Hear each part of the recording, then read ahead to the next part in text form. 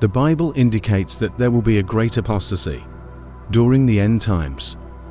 The KJV calls it the falling away, while the NIV and ESV call it the rebellion. And that's exactly what an apostasy is, a rebellion, an abandonment of the truth. The end times will include a wholesale rejection of God's revelation, a further falling away of an already fallen world. The occasion of Paul's writing to the Thessalonians was to correct some of the errors concerning the end times that the believers had heard from false teachers. Among the falsehoods was that the day of the Lord has already come. The Christians in Thessalonica were afraid that Jesus had already come.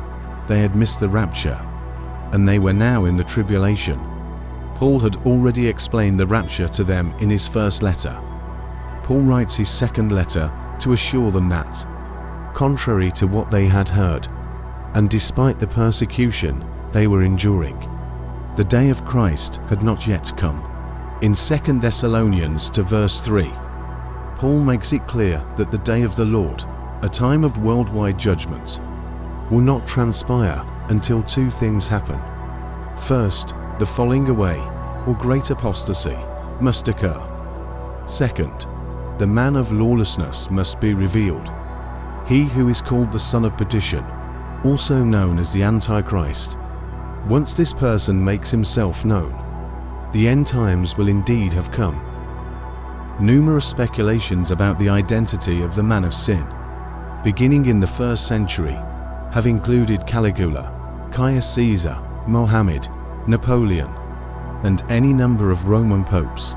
None of them were the Antichrist, the man of lawlessness.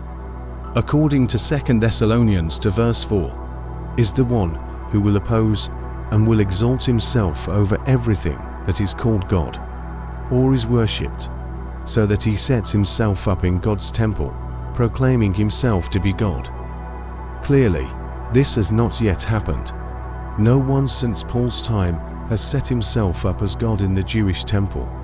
2,000 years have passed since the epistle was written, and the day of the Lord has not yet come. Paul assures us that it will not come until the falling away comes first. The Greek word translated rebellion or falling away in verse 3 is apostasia, from which we get the English word apostasy. It refers to a general defection from the true God, the Bible, and the Christian faith. Every age has its defectors, but the falling away at the end times will be complete and worldwide. The whole planet will be in rebellion against God and His Christ. Every group requires a leader, and into this global apostasy will step the Antichrist. Jesus warned the disciples concerning the final days. Matthew 24 verse 10 to 12. At that time, many will turn away from the faith and will betray and hate each other. And many false prophets will appear and deceive many people. Because of the increase of wickedness, the love of most will grow cold. These are the characteristics of the great apostasy, of the end times.